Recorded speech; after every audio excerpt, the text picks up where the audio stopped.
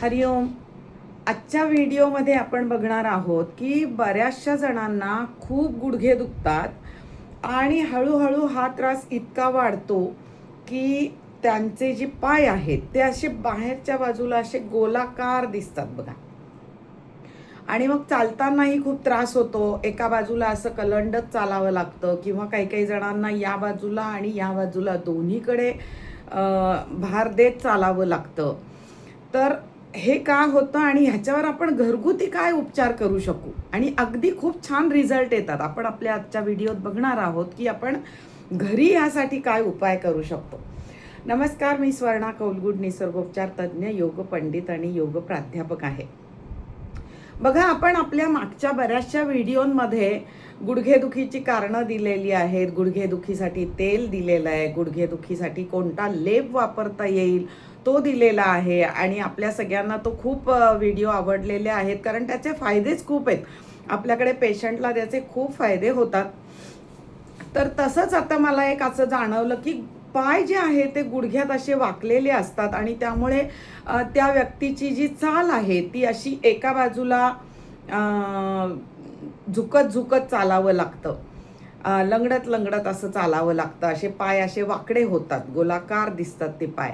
जे normally natural पाय आपले सरळ असतात ते असे गोलाकार होतात. कोणाकोणाचे आतल्या बाजूला वाकतात, पण हे खूप कमी प्रमाण असतं. बऱ्याचशा जणांचे असे वाकलेले आपल्याला दिसतात. तर मग हे का दिसतात, तर आपण ह्याची अगोदर सुरुवातीला कारणं बघूयात. की पहिली गोष्ट म्हणजे वयाप्रमाणे आपली हाडांची म्हणा, सांध्यांची म्हणा, खूप झीज होते. महिलांची जास्त करून होते. कारण काय असतं की हाडांना आणि सांध्यांना आपल्याला तर माहिती आहे की कॅल्शियम हे पुरेसं प्रमाणात असावं लागतं आणि महिलांच्या मध्ये ह्याचीच जास्त कमी असते. कारण त्या वेगळ्या वेगळ्या वेळेला प्रेग्नन्सीमधून, डिलेवरी झाल्यानंतर बेबीला फीडिंग करताना वगैरे त्यांच्यामध्ये कॅल्शियमची खूप मोठ्या प्रमाणात कमी होते आणि तेवढा त्यांचा इंटेक ते जागरूकतेने त्या बघत नाहीत की आपण कॅल्शियम पुरेसं घेतोय का. विटॅमिन डीची कमतरता तर नाही झालेली, B12 तर चांगल्या प्रमाणात आहे ना. ह्या गोष्टी महिला बऱ्याचदा बघत नाहीत. बऱ्याचदा पेशंट आले की आपण खूपदा विचारतो त्यांना की कधी टेस्ट केल्या आहेत, तर त्या कितीतरी मागे वर्षानुवर्ष केलेल्याच नसतात. खरं म्हणजे एक सर्टन वय झालं की तुम्ही अगदी वर्षाला, म्हणजे अगदी 6 महिन्याला केलं तर उत्तम आहे, पण वर्षांनी का होईना तुम्ही टेस्ट केल्या पाहिजेत. रक्ताच्या तपासण्या, लघवीच्या तपासण्या केल्या पाहिजेत आणि काय काय प्रमाण, काही शरीरामध्ये कसली कमी आहे का हे निश्चितपणे बघितलं पाहिजे. तर वाढत्या वयाप्रमाणे काय होतं की सांध्यांची आणि एक प्रकारची झीज होते, कार्टिलेजची झीज होते आणि त्यामुळे सुद्धा हे जे काही हाडांमध्ये वाकडेपणा यायला सुरुवात होतो. म्हणजे त्यातली खनिज पदार्थांची जी काही चांगल्या प्रमाणात असतात आणि त्यामुळे हाडांना जो भक्कमपणा असतो तो हळूहळू वयाप्रमाणे साठीनंतर कमी व्हायला लागतो आणि मग त्यामुळे ऑस्टिओपोरोसिसमुळे म्हणा, ऑस्टिओआर्थरायटिसमुळे म्हणा, तर ह्याच्यामध्ये असा बाक यायला लागतो आपल्या पायांमध्ये. त्याच्यानंतर अजून एक महत्त्वाचं ह्याला कारण असं असतं की वजन खूप वाढलेलं असतं. आपल्याला माहिती आहे गुडघा हा सांधाच असा आहे की आपला पूर्ण शरीराचा जो भार आहे तो पूर्ण आपल्या गुडघ्यांच्या सांध्यावरच पडतो. त्यामुळे जर तुमचं वजन खूप जास्त वाढलेलं असेल तर त्या गुडघ्यावरती अतिरिक्त असा ताण येतो आणि त्यामुळे सुद्धा गुडघ्याच्या तिथे पाय असे वाकडे व्हायला लागतात. त्याच्यानंतर वाढत्या वयामध्ये, म्हणजे आता आपण बघितलंच की 60च्या नंतर ही कमजोरी जास्त यायला लागते. हाडांमध्ये ठिसूळता वाढायला लागते आणि त्यामुळे पाय असे वाकडे व्हायला लागतात. त्याच्यानंतर बऱ्याचदा काय होतं की गुडघ्याचा सांधा जो आहे तो स्नायूबंधांनी पकडलेला असतो. म्हणजे मांडीचे स्नायू आणि पोटरीचे स्नायू ह्यांना जोडणारे जे स्नायूबंध आहेत त्यांनी हा सांधा जोडलेला असतो, एकत्रितपणे सांधून असा धरलेला असतो. पण मांडीचे स्नायू आणि पोटरीचे स्नायू यांच्यामध्ये जर कमकुवतपणा आलेला असेल, त्याचा जर तुम्ही कधीच व्यायाम करत नसाल, स्ट्रेचिंग करत नसाल, किंवा वॉकिंग करत नसाल तर त्या स्नायूंमध्ये कमजोरी येते आणि त्यामुळे सुद्धा गुडघ्याच्या तिथे आपले पाय वाकडे व्हायला लागतात. तर अशा पद्धतीने बरेचशी ही कारणं आहेत याच्यासाठी की ज्यामुळे तुम्हाला त्रास व्हायला लागतो. आणि मग काय काय जाणवतात आपल्याला ह्याची लक्षणं, तर मुळात गुडघा खूप दुखतो, वेदना अतिशय होतात, जिना चढ उतर होत नाही, जास्त वेळ उभं राहून काम करता येत नाही.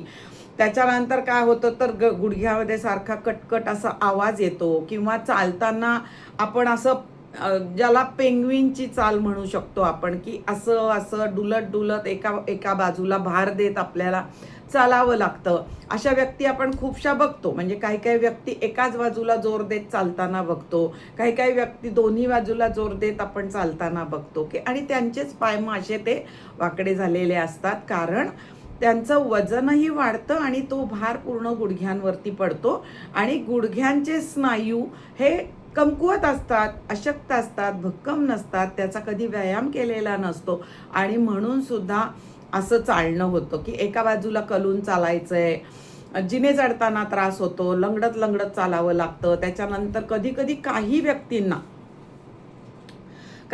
काय होतं की गुडघ्याला सूज येते. मग ते मी मागच्या व्हिडिओत तुम्हाला जसं सांगितलं तसं युरिक ॲसिड वाढलेलं असतं, त्यांनी सुद्धा सूज येऊ शकते आणि त्यामुळे सुद्धा असं लंगडत चालावं लागतं. तर अशी बरीचशी कारणं लक्षणं त्याच्या पाठीमागे असतात. तर त्याचा आता आपण उपाय बघूयात.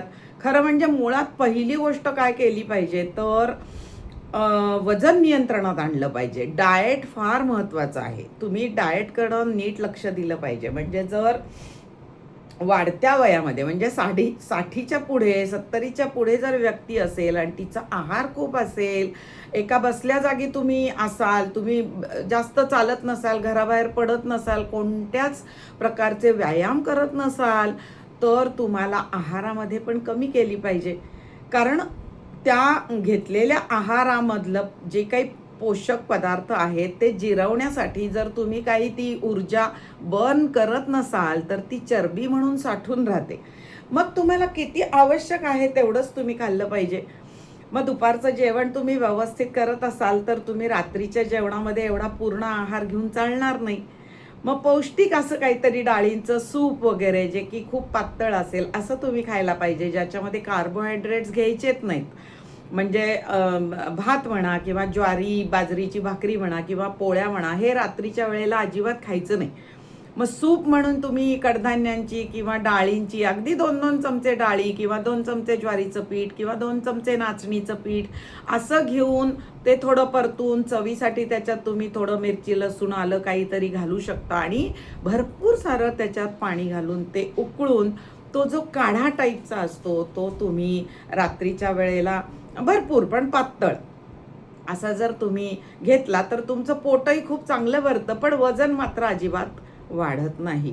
तर असा थोडासा तुम्ही प्रयोग करा की जेणेकरून तुमचं वजन जे आहे ते नियंत्रणामध्ये राहील. वजन नियंत्रणात तुम्हाला बघा, अगदी तुम्ही 1-2 किलो जरी कमी केलं ना तरी तुम्हाला फरक जाणवेल की तुमच्या चालण्यामध्ये तुम्हाला उभं राहून जास्त वेळ काम करता यायला लागेल. अगदी थोडं कमी करा बघा, तरी सुद्धा मी म्हणत नाही अगदी लगेच तुम्ही 8-10 किलो कमी करा आणि तुम्ही एवढं हार्ड डाएट करा असं नाही म्हणते मी.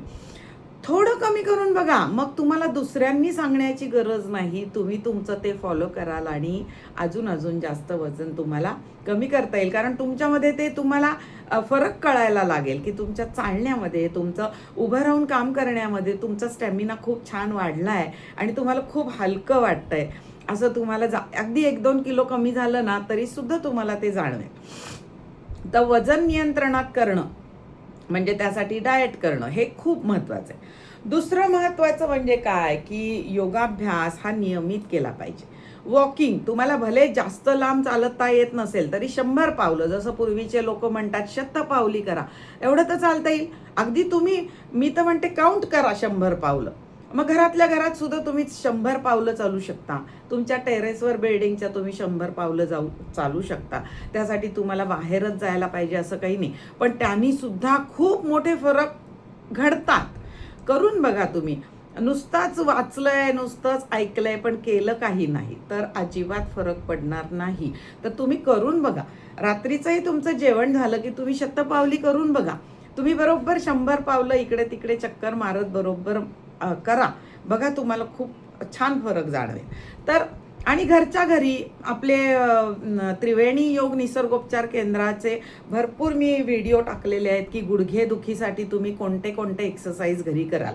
अगदी कितीही वयाच्या लोकांना करता येतील असे सोपे दिलेत, पण खूप फायदेशीर दिलेत की कसं स्ट्रेचिंग केलं पाहिजे, काय काय केलं पाहिजे, किंवा ट्रॅक्शन कसं दिलं पाहिजे. कारण मुळात काय होतं की तुमच्या गुडघ्याला जे काही असे सांधे आहेत त्याच्यामध्ये जो स्पॉन्जी भाग आहे तो पूर्णपणे कमी झालेला असतो. स्पॉन्जी भाग तर निघूनच गेलेला असतो. त्याच्यानंतर सायनोव्हियल फ्लुइड जे आहे ते पण कमी झालेलं असतं, ज्याला आपण वंगण म्हणू शकतो, आणि ते कमी झालेलं असतं. त्यामुळे डायरेक्ट एकमेकांवरती हाडं जी आहेत ती घासत असतात आणि त्यामुळे जास्त गुडघा दुखतं. तर हे थोडेसे दूर कसे होतील यासाठी आपण गुडघ्याला ट्रॅक्शन कसं लावायचं घरच्या घरी, तो पण एक व्हिडिओ दिलाय बघा, की घरच्या घरी तुम्ही रोज गुडघ्याला ट्रॅक्शन कसं घ्याल, ज्यामुळे तुमचे दोन हाडं जी एकमेकांवरती सारखी घासतायत ती थोडीशी दूर होतील.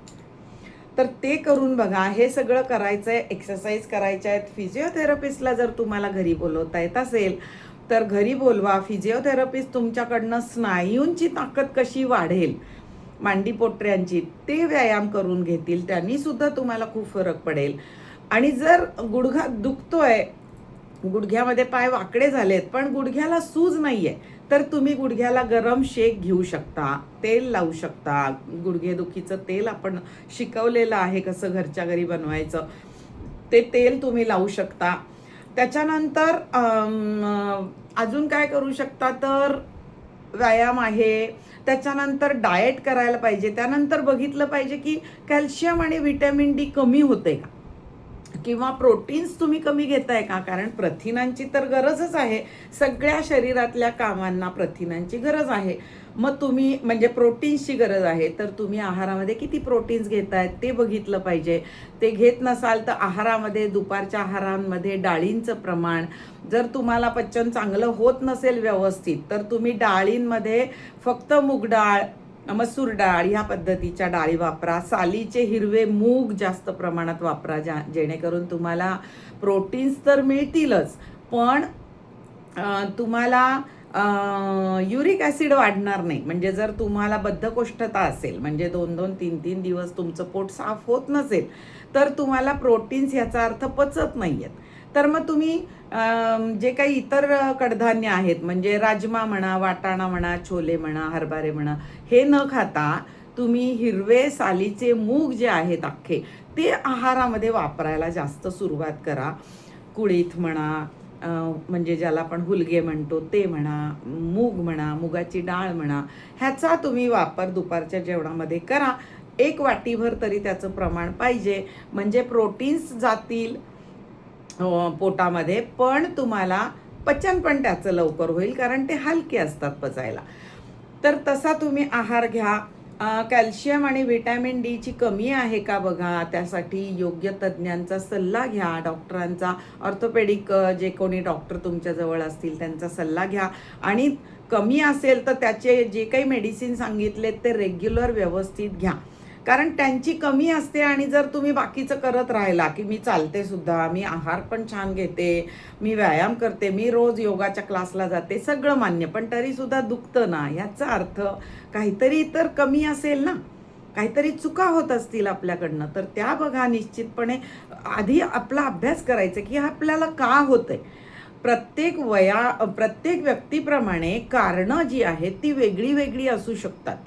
त्यामुळे आपल्यामध्ये काय कारण झालेलं आहे ते निश्चितपणे बघा आणि त्याच्यावर काम करा. कोणाकोणाला कधीतरी ॲक्सिडेंट झालेला असतो, लिगामेंटला दुखापत झालेली असते आणि म्हणून त्रास होत असतो, किंवा कोणाकोणाला स्नायूंचीच कमतरता असते, म्हणजे स्नायू जे आहेत ते बळकट नसतात, त्याच्यामुळे दुखत असतं. कोणाकोणाला युरिक ॲसिड वाढल्यामुळे गुडघा दुखत असतो, किंवा मग युरिक ॲसिड वाढलं की युरिक ॲसिड काय करतं की सांधा आतून खायला सुरुवात करतं युरिक ॲसिड, त्यामुळे पोखरला जातो, असा आतून ठिसूळता येते सांध्याला, आणि म्हणून पण तिथे वाकडा होतो पाय. त्यामुळे मग युरिक ॲसिड वाढले का ते तुम्ही रक्ताची तपासणी केल्याशिवाय तुम्हाला समजणार नाही. ते करून घ्या की तुमच्यामध्ये नक्की कशाची कमतरता आहे. जर कॅल्शियमची कमतरता असेल तर कॅल्शियम जे आहारामध्ये जास्त मिळेल असा तुम्हाला आहार घेतला पाहिजे. दूध, दही, ताक म्हणा, तीळ चावून जेवणानंतर एखादा चमचा खाल्ले तर हे सगळं जे आहे ते तुम्ही आहारात बदल करा कॅल्शियम वाढण्यासाठी. विटॅमिन डीची कमी असेल तर सूर्यप्रकाशात बसत जा, पण तेवढं होत नसेल तर ॲटलिस्ट विटॅमिन डीच्या तुम्ही जसा कोर्स सांगितलेला असतो डॉक्टरांनी तसा तर व्यवस्थितपणे विटॅमिन डीची कमतरता भरून काढा. तर हे आपण सगळं करू शकतो. आणि त्याचबरोबर मग आपण पुढे जाऊन घरी काय करू शकतो ते बघूयात आता आपण, की हे जे काही पाय वाकडे झालेले ते जर आपल्याला सरळ करायचे झाले तर मी जे सांगतेय तसं करा. आता आपण पुढे देत आहोत की आपण काय करू ते बरोबर तसे बांधून तुम्ही व्यवस्थितपणे एक 10 मिनटं 15 मिनटं का होईना कमीत कमी तुम्ही तसं बसलं पाहिजे रोज. जर तुम्हाला थोडंसं जास्त बसता येत असेल तर हरकत नाही, तर ते जसं सांगितलंय तसं बांधून तुम्ही थोडंसं जास्त बसू शकता. पण ॲटलिस्ट एक 10-15 मिनटं तर तुम्ही रोज त्याच्यामध्ये बसत चला, म्हणजे हळूहळू तुमचे पाय सरळ व्हायला लागतील. जेव्हा तुमचा हा जो बाक आलेला आहे तो सरळ होईल त्यावेळेला तुमच्या चालण्यात पण फरक पडेल, उभं राहण्यात पण फरक पडेल, वेदना कमी व्हायला मदत होईल. करून बघा निश्चितपणे. अजूनही वेगळे वेगळे थोडे व्यायाम पण दिलेले आहेत आणि पायाला कशा पद्धतीने बांधायचं आहे ते निश्चितपणे बघा आणि तसंच तसं बांधण्याचा प्रयत्न. मी काय करते, हे सगळे व्यवस्थितपणे मेडिकलच्या दुकानांमध्ये आपल्यासाठी मिळतात, पण मी बिलकुल तो खर्च करायला तुम्हाला सांगतच नाही आहे. तुम्ही घरच्या सामानामध्ये कसं करू शकता हे मी व्हिडिओत पुढे सांगितलेलं आहे. त्याच्यामुळे तुम्हाला काहीही पैसे खर्च न करता बाहेरून काही आणायचं नाही आहे. घरच्या सामानात आपण काय करू शकतो ते सांगितलंय तसं करा, बघा निश्चितपणे फरक पडेल. आणि त्रिवेणी योग निसर्गोपचार केंद्राचे व्हिडिओ तुम्ही पाहत असाल, तुम्हाला हे सगळे विषय आवडत असतील तर निश्चितपणे मला कमेंट्स करून कळवा. तसं तुम्हाला फरक पडत असेल तर कळवा. सबस्क्राईब करायला विसरू नका. सबस्क्राईब करणं फ्री आहे. तुमच्या एका सबस्क्राईब केल्यामुळे मला खूप मोटिवेशन मिळतं आणि मला जे काही अनुभव येतात पेशंटचे, जे रेग्युलर मला कळतं की ह्यांना कसा फरक पडतोय, तर ते मी तुम्हाला सांगण्याचा प्रयत्न करत असते. त्यामुळे सबस्क्राईब करा, लाईक करा नक्की. आणि बघा आता आपण काय सांगितलेलं आहे, कसं करायचं आहे नीट बघा. बघा असे जुने सॉक्स वगैरे आपल्याकडे असतात तसे घ्यायचे आणि ह्या सॉक्समध्ये जुने कपडे किंवा जे काही जुनं आपल्याकडे असेल ते त्याच्यामध्ये भरायचे. काही टी शर्ट असतात, काही ओढण्या असतात तर भरायच्या, किंवा असं जुन्या उशीचा कापूस वगैरे असतो हा सुद्धा ह्याच्यामध्ये भरला तरी चालेल.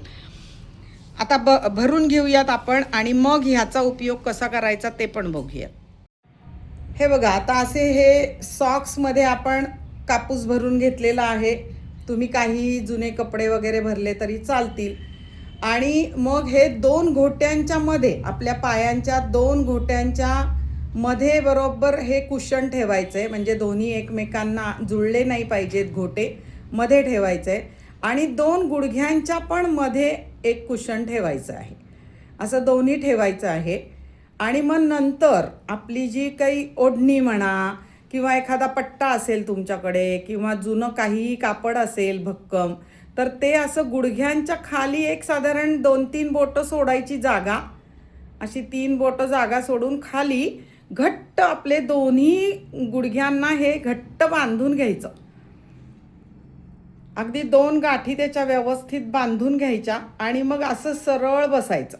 तुम्ही अगदी भिंतीला टेकून बसले आणि जर असं समोर बांधून घेतलं तरी हरकत नाही. आपल्याला हे 25 ते 30 मिनटाकरता रोज बांधायचं आहे.